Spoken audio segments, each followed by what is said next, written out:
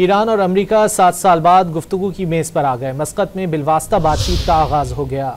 मस्कत में ओमान की सालिसी में ईरान और अमेरिका के मुज़ाकरात जारी हैं। खबर-रसां इदारे ने ज़राए के हवाले से दावा किया है कि दोनों फरीकों तहरीरी तौर पर मुज़ाकरात के अहम निकात तलब कर लिए गए हैं। ईरानी वज़ीर ख़ारजा ने वाज़ेह किया है कि बातचीत सिर्फ एटमी मामलात तक महदूद होगी।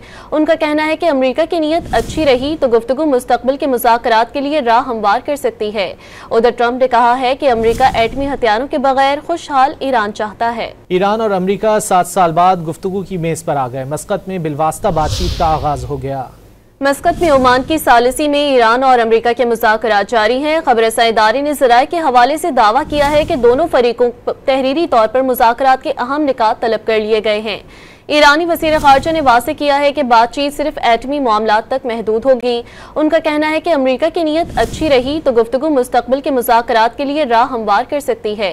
उधर ट्रंप ने कहा है कि अमेरिका एटमी हथियारों के बगैर खुशहाल ईरान चाहता है।